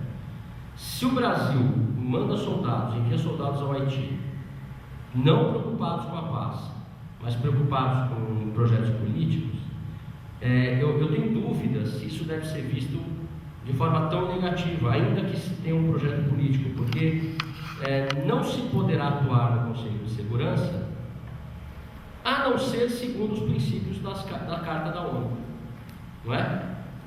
Que traz os direitos humanos como tônica, a observância dos direitos humanos como sua tônica. Então eu vejo de forma positiva. Nós brasileiros temos uma característica: nós somos um povo muito humano. Apesar dos vários problemas que nós temos, as tropas brasileiras são muito bem vistas no Haiti, e hoje a gente fala-se muito na esfera internacional em soft power, e o Brasil é um dos países que mais tem esse tal soft power nas suas atuações. Tanto é que as tropas brasileiras foram premiadas essa semana, um prêmio internacional, pelo seu trabalho no Haiti. Isso é próprio do brasileiro, né? E vejo isso de forma positiva também. O Brasil, apesar de ter cometido alguns erros na sua política diplomática nos últimos anos, e acho que cometemos alguns erros, mas aí também isso aí vai flutuar de acordo com a visão política de cada um, tem por tradição uma respeitabilidade muito acentuada em relação ao seu corpo diplomático. Agora, os danos no plano psicológico, nós temos no nosso grupo de pesquisa a professora Mara Selaide, que é psicanalista, né, e trabalha bem o lado psicológico das guerras. Poderíamos falar com muito mais autoridade sobre isso, mas isso é inevitável no soldado. O soldado volta com estresse de guerra. Isso é tratado em vários países por grupos especializados, multidisciplinares, profissionais. E não há, esse é um dano, como se diz, é um dano paralelo, é um sintoma paralelo desse sacrifício, né? Mas é muito difícil o Brasil escapar dessa sua responsabilidade no plano internacional. Ele vai se envolver cada vez mais. Nós temos militares brasileiros, inclusive, com as forças da ONU na Síria. Já, né? Então, agora no caso do Haiti, nós já estamos iniciando a retirada dos soldados, o retorno para casa desses soldados. Mais questões? Eu teria uma dúvida, na realidade, eu volto para essa relação da ONU. Uma dúvida que de repente me surgiu agora. Seria a ONU, então, uma frente que poderia favorecer uma classe de favorecidos lá da frente, então, que não conseguia enxergar esses problemas dos países menores? Porque se foi constatado o massacre, qual foi a punição de tudo isso? Posso complementar a pergunta? Nós estamos com um processo em curso de desenvolvimento, né, das instituições do direito internacional, né? E a gente sabe que não existe fenômeno jurídico se não forem conjugados 3 elementos, não é? Normas, elementos de coerção e o concurso da força. Normas por si só são quimeras. Não tem. O cachorro obedece às normas que eu elaboro para ele, se eu não o ameaçar e se ele não entender que eu posso consumar a ameaça que eu fiz. Tem o meu cão que obedeceria nesses termos, né? Então, no direito internacional, que elementos de coerção existem e quais as reais possibilidades, né, do concurso da força para um condenado, por exemplo, de crimes contra a humanidade. Traduzindo para o bom português, quem vai dar cana, por exemplo, no Slobodan Milosevic, né, um criminoso de guerra. Esse é um ponto muito sensível, porque e já discutido no direito internacional há muito tempo. Como fazer cumprir aquele compromisso assumido por um país, né? Porque eu quero lembrar que vários desses países que hoje violam os direitos humanos atuam no âmbito dos direitos humanos da ONU, mas o fazem por interesses econômicos e políticos. Sanções das mais fortes são as econômicas, porque hoje uma sanção econômica bem aplicada gera problemas gravíssimos para o país. A Organização Mundial do Comércio mesmo, hoje contém um grupo de instrumentos, chamadas waivers, ondas, que são sanções a países que violam os direitos humanos. E aqui, direitos humanos, eu estou falando das suas várias dimensões. Primeira dimensão, direitos civis, que são os direitos civis e políticos tradicionais, liberdade individual. Os direitos de segunda dimensão, que são os direitos sociais. Os de terceira dimensão, que hoje incluem o meio ambiente, por exemplo. Então, se um país compra madeira ilegal, e a Organização Mundial do Comércio recebe madeira russa, ela pode punir esse país. Algo inimaginável, porque uma Organização Mundial do Comércio tratando direitos humanos. Eram temas quase que confrontantes, objetivos confrontantes. Quando ocorrem esses crimes hoje, a Guerra da Bósnia termina em 99, nos Balcãs em geral, aliás. É em 98 para 99 que o Tratado de Roma, que cria um tribunal permanente, será assinado. Então, se ocorre hoje, por exemplo, um crime praticado na Síria, eu até citávamos aqui no começo, antes do início da apresentação, um vídeo que comprova o crime de tortura praticado por soldados do regime de Assad, extremamente brutais, cenas terríveis. Sem identificados esses soldados, eles podem ser presos por uma ordem expedida pelo Tribunal Penal Internacional, que funciona em Haia, na Holanda. O procurador, que faz as vezes de promotor, expede o mandado de prisão para todos os países que são membros do Tribunal Penal Internacional. Vamos já abrir aqui uma observação: Estados Unidos, Israel e China não são. Os Estados Unidos eram. Bill Clinton assinou o tratado, mas Bush se retirou do tratado após os atentados do Gênesis. Então, o direito internacional funciona com base no princípio da colaboração, da voluntariedade. O país tem que abrir mão da sua soberania, por parte dela, passando essa parcela de soberania para o Tribunal Penal Internacional. Mas hoje existe um tribunal permanente que, embora ainda não tenha trazido vantagens muito claras, a minha esperança é de que o faça. Há vários condenados, aí vamos falar do Tribunal para a ex-Iugoslávia, vários condenados, por genocídio, foram presos e capturados. Tanto é que o próprio Slobodan Milosevic, que era um estadista, sanguinário, ex-comunista e pós-Muro de Berlim, ultranacionalista, ferrenho, ele foi preso, ainda tendo toda a sua influência de poder exercida sobre a Sérvia. Ele morreu na prisão, enquanto aguardava o julgamento. Então, a partir de quando se viu que era possível prender um estadista, alguém do governo? Você deve se lembrar daquele caso do Pinochet, que saiu do Chile, foi a Londres passear, e um juiz espanhol pede a prisão dele em Londres para ele ser julgado na Espanha, porque na ditadura chilena 4 espanhóis haviam sido assassinados na tortura. Ora, quando poderia se imaginar que um juiz espanhol ia pedir para o governo inglês a prisão de um estadista chileno, que era senador vitalício, ele tinha imunidade, ele já não era mais governante do país, mas antes de sair ele garantiu bem a sua posição no aspecto diplomático e o seu status jurídico, né?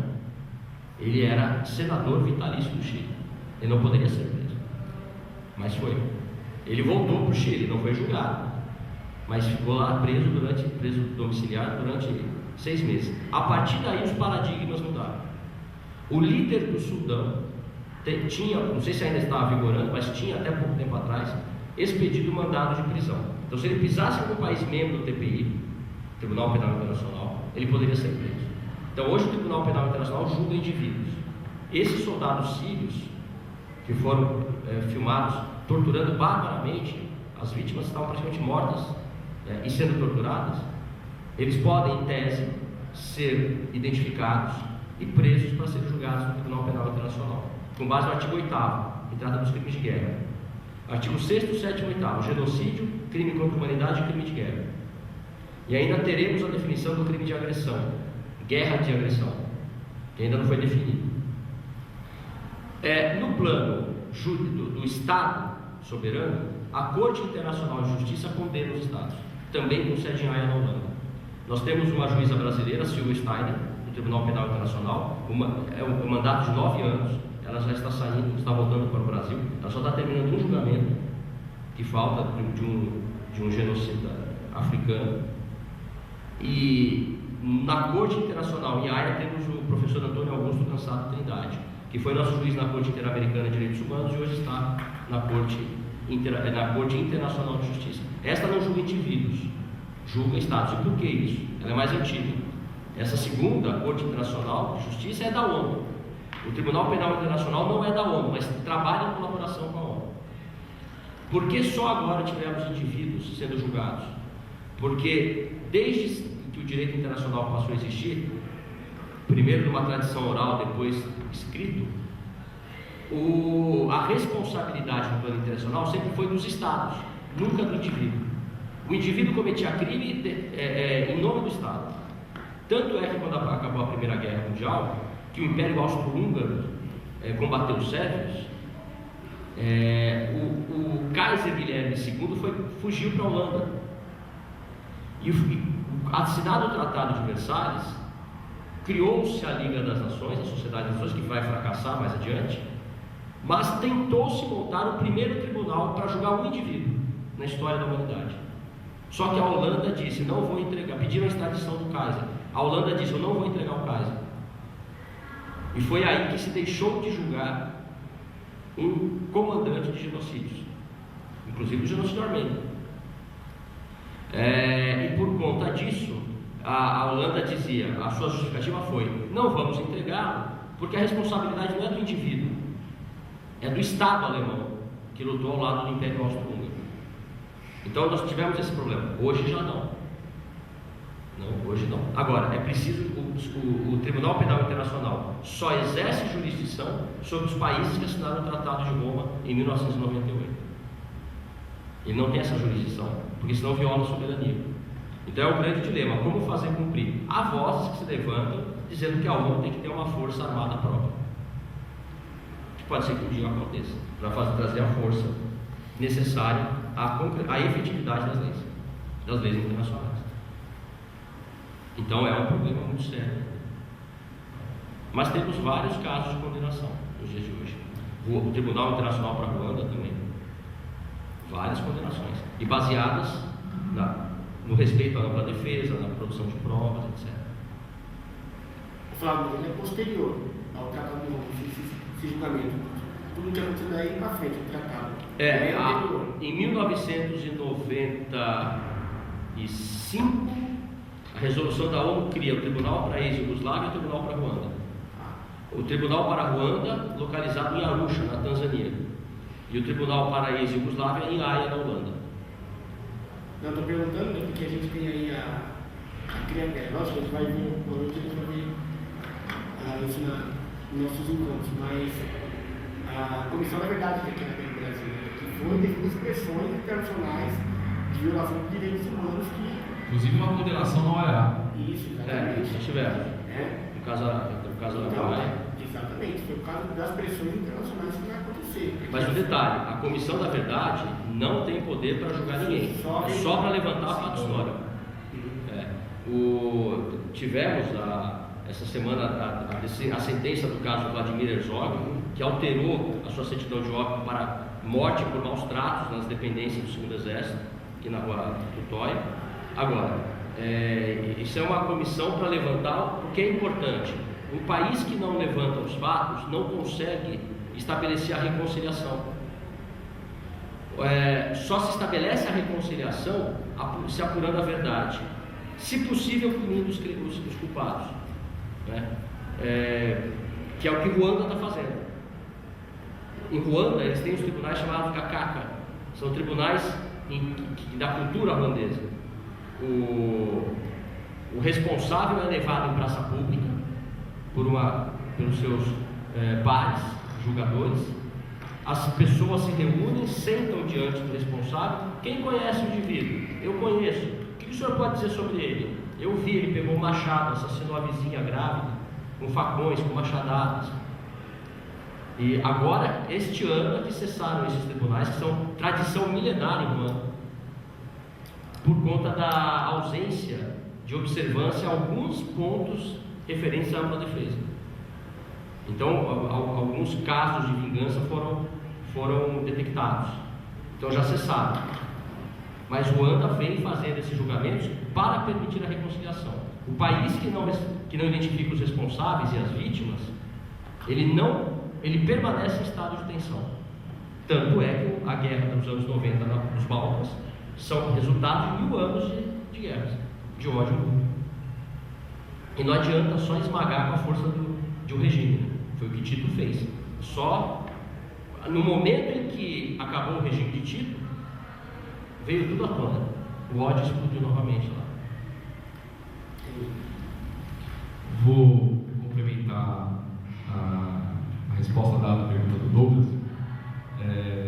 existem visões distintas, não é, entre o direito internacional e a política internacional, né? Geram interpretações, inclusive a partir de matizes teórico-metodológicos diferentes.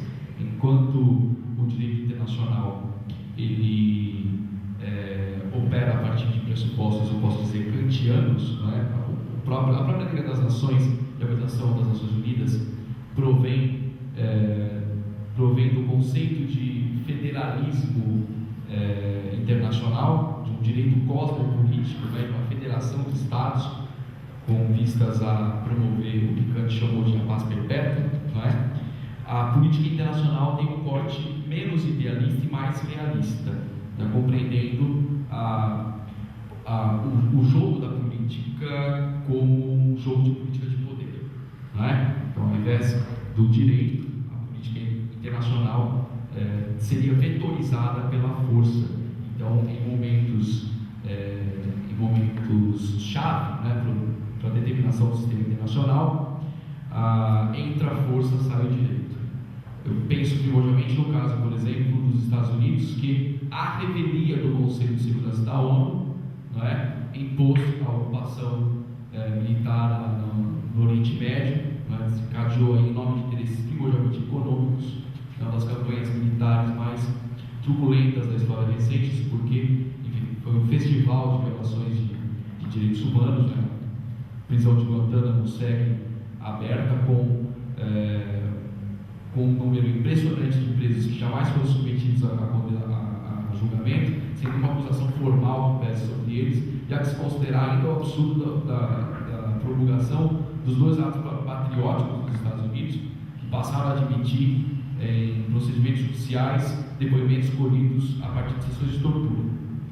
Então, vejam, há vários pesos e várias medidas nesse cômputo da política vetorizada pela força, não é? E se nós considerarmos, antes de tudo isso, o contexto histórico no qual as organizações internacionais foram gestadas, que é o imediato pós-Segunda Guerra Mundial, momento de declínio total e completo da hegemonia inglesa no sistema internacional e de consolidação da hegemonia estadunidense, né, as organizações internacionais criadas, né, principalmente a partir dos acordos de Bretton Woods e de Savannah, né, elas fazem parte, não que elas tenham sido criadas por isso, mas fazem parte de um processo autoconsciente de suas aspirações hegemônicas para consolidar, né, a condição hegemônica estadunidense no sistema internacional a partir de um longo processo de políticas imperialistas, não é? E que amargamente a América Latina experimentaria ao longo dos 40 anos de Guerra Fria, não é? Porque em nome da permanência dessas políticas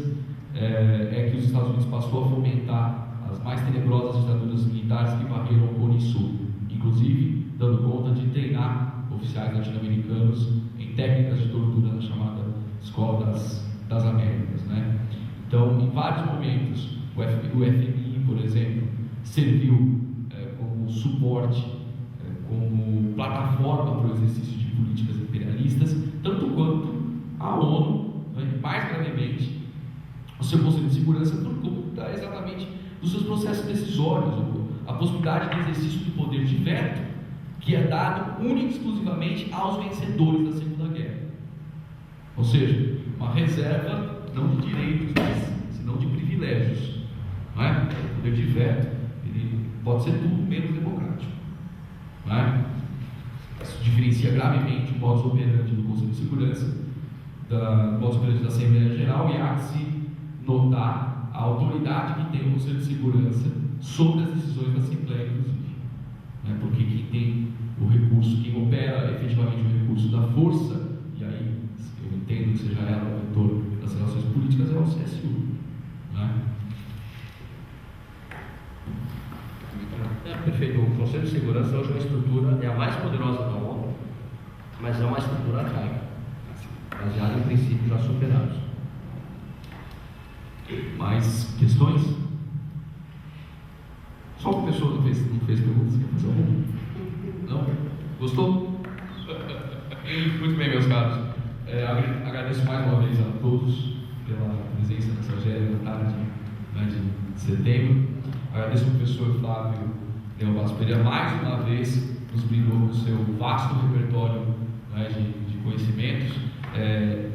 Esse ciclo de conferências ele vem sendo rico sobre vários aspectos, não só porque nele nós estamos podendo dar conta de um vasto espectro, né, que é uma dessas dramáticas ocorrências da nossa história recente, mas porque nós temos, por conta da composição inter e multidisciplinar do nosso grupo, tomar contato com os mais distintos tipos de abordagem, né? Abordagem da ciência política, abordagem das relações internacionais, abordagem da história contemporânea, não é? Da sociologia, mas neste momento, né, privilegiadamente foi a área, né, do direito constitucional, do direito internacional que se agigantou aqui, né, na competente representação que teve nas palavras do sábio professor e irmão Flávio de Leão Bastos Pereira.